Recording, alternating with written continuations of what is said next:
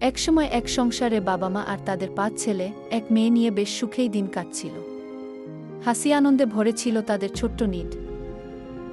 কিন্তু ভাগ্যের নির্মম পরিহাসে হঠাৎই নেমে এলো ঘোর দারিদ্র্য। ছোট ছোট ছেলেমেয়েরা বুঝতে পারছিল না কেন তাদের পেটে ক্ষুধা, কেন একবেলা খেয়েই দিন কাটাতে হয়। দারিদ্র্যের কষাঘাতে জর্জরিত হয়েও তারা হার মানেনি। প্রতিটি দিন ছিল এক নতুন সংগ্রাম, এক নতুন শিক্ষা। সেই কষ্টই তাদের শিখিয়েছিল জীবনের মূল্য, পরিশ্রমের গুরুত্ব। ধীরে ধীরে সেই ছোট ছেলেমেয়েরা বড় হল। দারিদ্র্যের অন্ধকার পেরিয়ে তারা খুঁজে পেল আলোর পথ। তাদের গল্প আমাদের শেখায়, প্রতিকূলতা পেরিয়েও স্বপ্ন ছোঁয়া যায়। সংসারে ছেলেমেয়েরা বড় হয় আলোর পথ দেখে।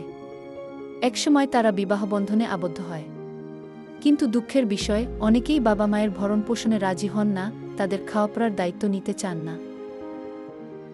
ঠিক তখনই মেজ ছেলে এগিয়ে আসে।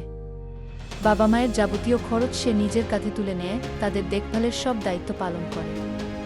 এরপর সে পাড়ি জমায় বিদেশে, সেখানেও সে আলোর পথ দেখে সফল হয়। বিদেশে সে বাড়িঘর, দালান সবই বানায়, এক ছেলে এক মেয়ে নিয়ে সুখে থাকে।